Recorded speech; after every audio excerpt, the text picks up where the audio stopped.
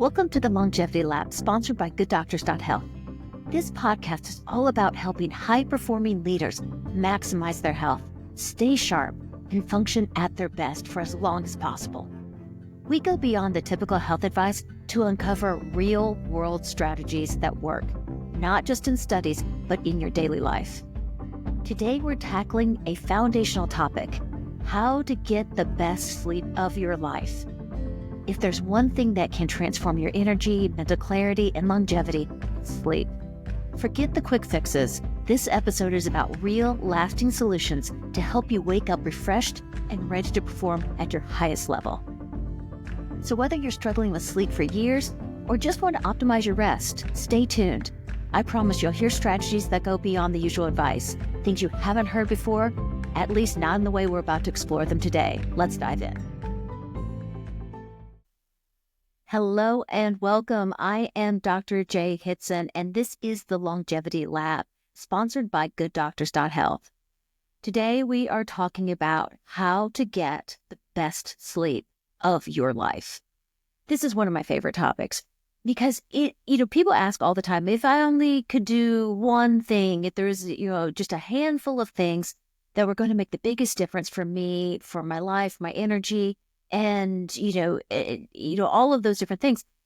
A lot of people expect me to say, a particular exercise routine or, here's this supplement. And that's the one that everybody wants is I want this particular supplement that will make all the differences. It really comes down to the number one thing: sleep. You need good quality sleep. While you sleep, you heal. If you aren't sleeping, you're not healing. So as we're aging, and there's a lot of different factors that get into sleep, and if you are somebody who's been struggling with sleep for a long time, just stay tuned. We're going to be getting into the depths.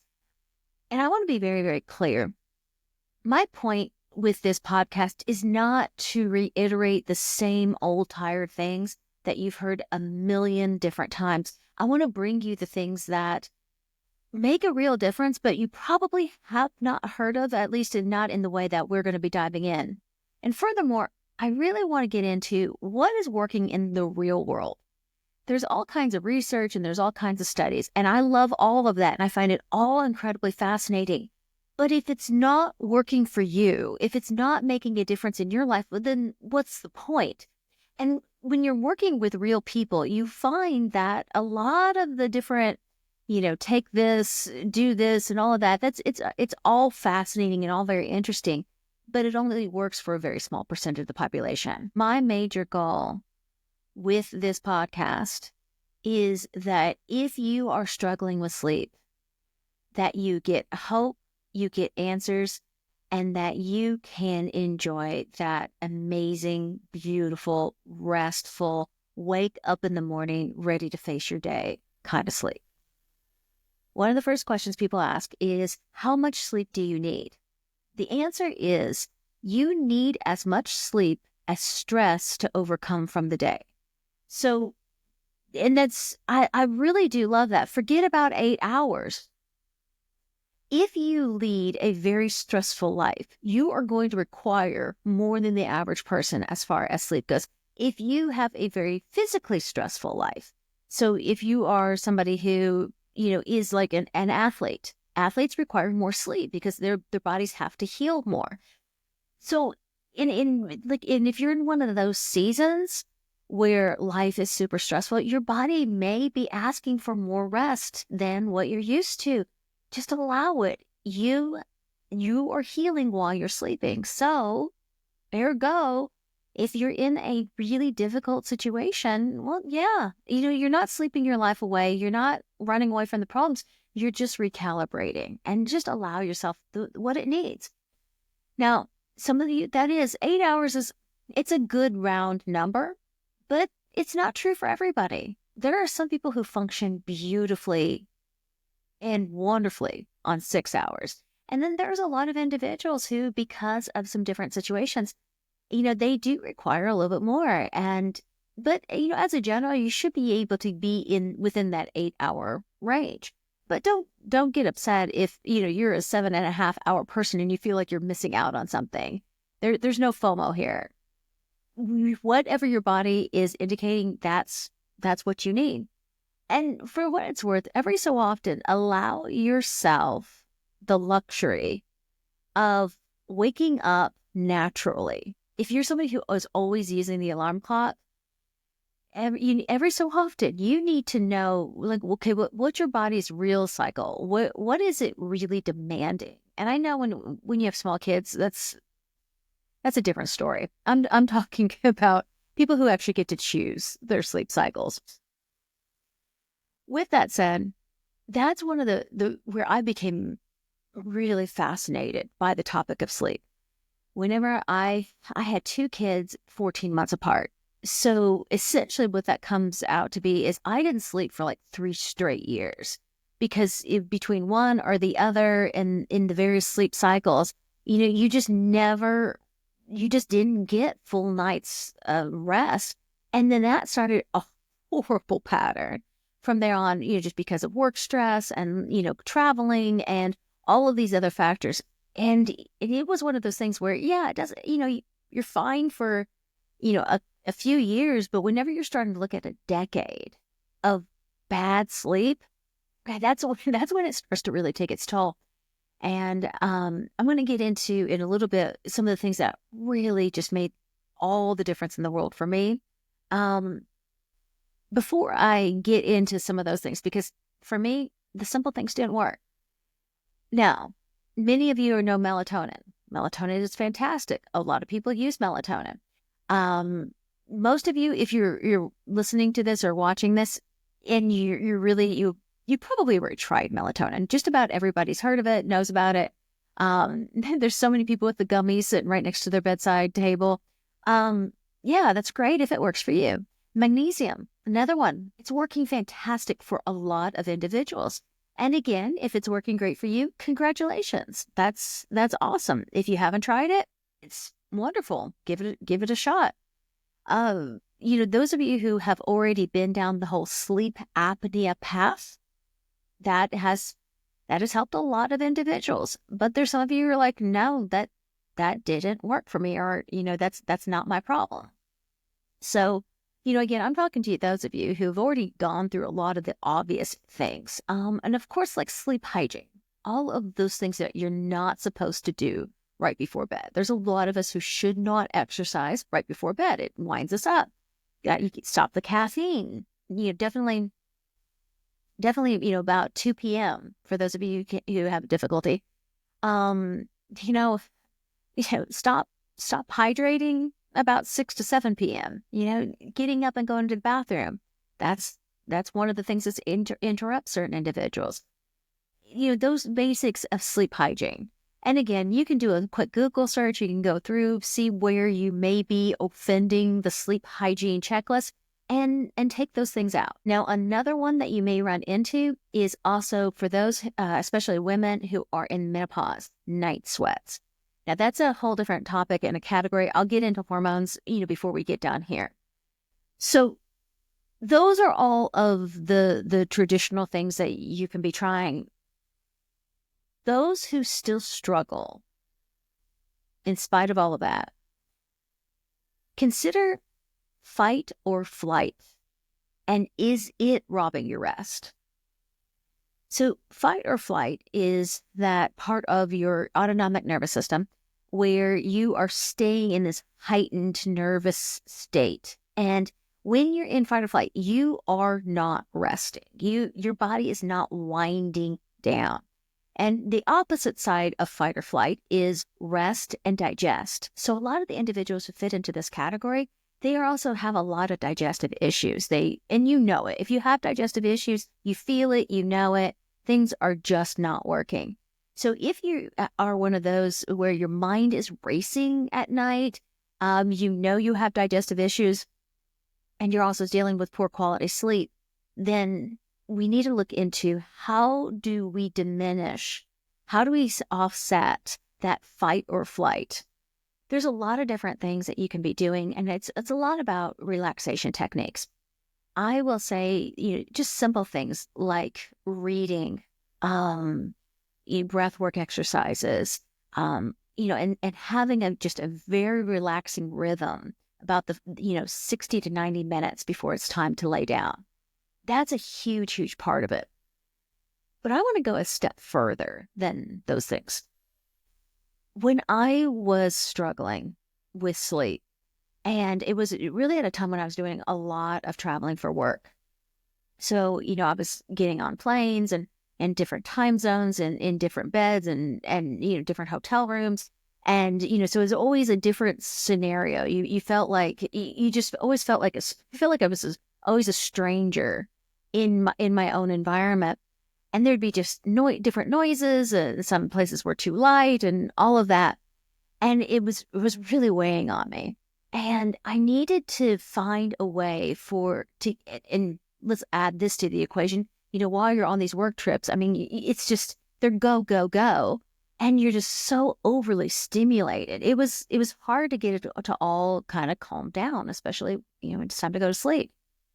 So after long enough period of time, I was watching one of these TV shows, silly things where there's like one of these hypnotist magicians, and I saw him on there, and he has the person on stage, and he's like, and he goes, sleep, and he snaps his fingers, and the person's like, out. And I'm like, oh, that's what I need in my life. I mean, all of this wrestling around and turning and, and looking at the clock every, a half hour. I need one of those guys in my life. And it kind of spurred something. I'm like, well, maybe I can't. And so I started to look a lot into hypnosis and what that was about. Now, at the time, I didn't really want to necessarily go like with a hypnotist, though those are brilliant. I found a lot with regards to self-hypnosis. And here was fascinating to me. In self-hypnosis, it's really just about subconscious programming, which is very based on patterns. So, for instance, you can get in your car and you can drive your car without hardly a thought in the world. You can probably remember when you're first learning to drive and how awkward it was to be trying to do all of the different things. I remember the thought of being able to keep my eyes on the road, watch my speed, and being able to even change the radios. I'm like, how am I ever going to be able to divert my attention over there? And now we can do all of these things, including and so much more, right? And that's because of like subconscious autopilot programming. We've been just kind of hypnotized to do those things. And it's just repeating the pattern over and over and over again until it's just something that now your body automatically goes into this autopilot of driving. We can establish the same type of thing with sleep. So it's a matter of establishing very specific sets of patterns that you repeat right at bedtime. Now, I'm not going to say this takes a little while. It's a subconscious program. This doesn't happen overnight. It takes a minute, but it is so worth the investment. So what you do is, especially if you can get all of the senses engaged, that's kind of ideal. You never know exactly what is going to be the trigger pattern that works best for you. So I kind of recommend doing a lot of them and then just figuring out which ones were the ones that stuck. So a lot of people will talk about, let's get all the senses going. So aromatherapy, having a very specific essential oil or a very specific scent that you have, in your bedroom, whenever it's time to sleep. Sight, eye masks are amazing to get all the light out. That's huge. And for what it's worth, that is one of the things that really programmed me. It was just something that simple to the eye mask. And now, oh my goodness, as soon as I put the eye mask on, that's about all it takes now. And I'm out. So, sound. I did use a lot of sound at first. I still use sound, but not nearly, I don't have to use it nearly as often now, many, many years later. But picking something that naturally could just kind of makes you sleepy. And it doesn't have to be the sleep sounds that everybody else uses, though those are widely available. I know my Spotify has a whole, playlist after playlist. Just about everything. Even Netflix has a thing on, night sounds and sleep sounds. You can use any of those. It can be an audiobook that you find so boring that it just puts you to sleep. There can be so many different things. I have personally found that there are certain, like, love Audible, and that there's certain narrators who have this really deep tone. And I find these really boring, history type topics that, I mean, they just put me out. So those, so you get the sound involved. Of course, the right temperature, that makes a big difference. So, if you like to sleep warm, if you like to sleep cool, getting those feelings, get all the senses involved. And then, and then start like a basic winding down routine that gets your brain activated that this is what we're going to do. You have to repeat this routine day in, day out. So for those of you who, like myself, who travel a lot, then you have to find something that will work in all of your different spaces. Again, that's where in my particular case, the eye mask, that was easy. That was easy to travel with. It was, I eventually ended up getting one of those eye masks that has a Bluetooth in it. So I didn't have to take a sound machine with me everywhere I went. It was, programmed up to my phone. The Bluetooth and the eye mask was extremely comfortable to sleep with, not necessarily having to have the earbuds in. It was very easy to take a small bottle of essential oil with me on the road. Find what will work for you in your environment, anywhere that you go. And just be diligent with it. And don't give up because it doesn't work after the first 3 nights, 5 nights, even after the first couple weeks. Stick to it. These kind of patterns take a little while. I'm going to tell you, it may have really taken about 2 months of consistency before one day I'm like, wow, I just realized, like, I just went straight to sleep last night. I don't know when it happened exactly, but it was almost 2 months later that I realized that I had completely converted my entire pattern. And now here I am, about 15 years later. I'm going to say it was one of the best investments of time I have ever made. Hands down, the ability to put the eye mask on, lay down. I have a certain cover that it's just that cover, that touch, that feel. Those 2 triggers. Every so often I have to put one of those, boring history books into my Bluetooth, but otherwise it's amazing. And even when I get woken up, like the dog gets restless or something like wakes me up in the middle of the night, I can put the Bluetooth in, put the eye mask down, and I'm back out within seconds. And that was simply not the pattern for about 5+ years of my life. Now, as we're going through, the key is to figure out what works for you. Now, I have told a lot of people about this. A lot of individuals, come to me because I'm not sleeping. And when I go through the different factors, and especially I tell them about the things I just told you about, they're like, yeah, that's good. I mean, they're immediately disenchanted because they're like, okay, maybe 2 months from now I can finally sleep. And they're not willing to put the work in. You have to make a decision. Is sleep a real priority for you? Or do you really just want to complain about it? And that's okay. Just understand where you're at. Just understand that you're really not willing to invest in this and that it's just not that important to you at this time.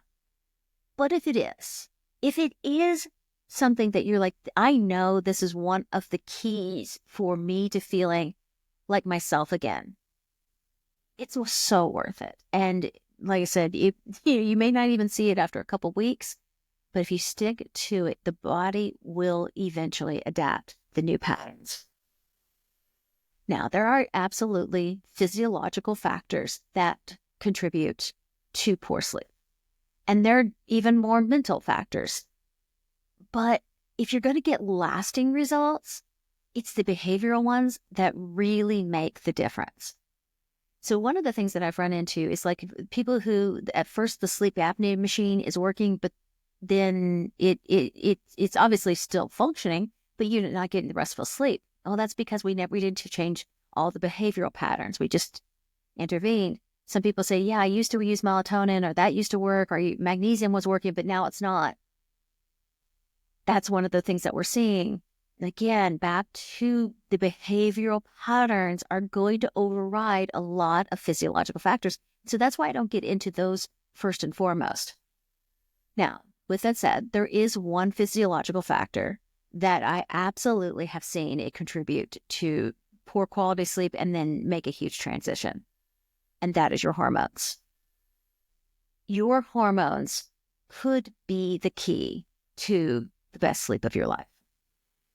So especially if you are an individual, like a woman who's going through menopause and you're having a lot of night sweats, men, as you're getting older, if your testosterone is coming down, testosterone is one of those key things. When people have enough testosterone, and I talk to so many people about their values and their labs, people who have high testosterone very, very rarely complain of poor quality sleep. It's just true. Now, if you suspect hormones are an issue for you, I really do recommend go get tested. You need to know for sure, yes or no, are these values off? And then you will have to seek out somebody who does hormone optimization to help you. There are supplements out there that help with hormones. I'm going to tell you that it's very, very hit or miss. And in general, if this is a priority for you, you're probably going to end up being better off just working with hormone optimization. Again, yes, you could trial and error. By all means, you can go for it with just different supplements. Are there foods out there? Sure, there's supposed to be. I have yet to have anybody who's gotten any results by eating their way to good sleep. I have not, and I just really haven't seen a lot of the hormone optimization supplements making that big of a difference. Could it happen? Sure. And if you have one that did work for you, by all means, please share it. We'll continue to look as we go through, but it's worthwhile getting your levels tested, we do test them. We always test hormone levels because we just need to know, is that where the problem is? Yes or no. Now, at one point in my journey, I was dealing with some of those where I wouldn't call it full on night sweats, but you just waking up feeling so hot. And that interrupted. It did take longer to get back down. And I mean, this was early. I mean, I was in my early 40s when this was happening. And it really took me by surprise.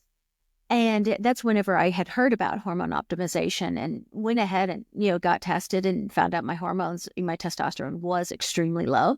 And I did actually end up getting some testosterone and some pellet therapy. In my particular case, it was a game changer. It was instantly the best sleep of my life. I mean, and now while all of those things eventually wear off, it had interrupted the pattern for me enough that none of the negative things ever came back. I mean, that's been years since I had that procedure done. I've never had it repeated. And that was just enough for me to get back my sleep. Now I've run into so many individuals, men and women who, that continuous hormone therapy, it really has been an absolute game changer. So it's worth knowing. It's worth finding out for sure, is that what is interfering? But I'm going to say this. Either way, the behavioral patterns have to be there because you're going to keep running into ebbs and flows as your hormones change, especially women. I mean, they're going to keep shifting on you. And men, as you're going through the optimization process, there's highs and lows. The behavior patterns are what make it really stick, and also allow you to get more from each of the various therapies that you'll be receiving. So that's kind of a wrap for me with regards to sleep. Those are the things that I have seen super consistent, the testimony for my own self, and what that can really do. If you are somebody who is really, really struggling and you've been through a lot of this, then it may be worthwhile to reach out and contact us to do an even deeper dive to find out if there's something very specific that is keeping your body from going into that restful state that it needs. It's necessary for survival. We're biologically wired to sleep. So what is interfering with your own instincts for survival? So if there's anything we can do to help, and by all means, if there's anything that you have run across that has helped your sleep, or somebody you care about that, isn't something that everybody knows about, put it in the comments. Let us know. Share the wisdom, because there's always some interesting things out there that do make a difference where we just weren't expecting to see it. So I'm your host, Dr. Jae Hitson. This is the Longevity Lab, and look forward to seeing you next week. That's a wrap for today's episode of the Longevity Lab, brought to you by GoodDoctors.Health. Sleep isn't a luxury. It's essential for healing, performance, and longevity. If you've been struggling with sleep and feel like there's something deeper that's interfering with your ability to function at your best, don't ignore it. Your body is trying to tell you something, and we're here to help you figure it out. At GoodDoctors.Health, we take a data-driven, real-world approach to optimizing your health. If you suspect hormones or stress or other underlying factors are disrupting your sleep, or any other aspect of your well-being, let's get to the root of it. Visit us at GoodDoctors.Health to connect, learn more, and take the next step towards your better health. And if today's episode helped you, share it with someone who needs it. Leave a review, drop a comment. Let us know what is working for you. We'd love to hear your thoughts. Until next time, take care of your health so you can take care of what matters most. See you next week on the Longevity Lab.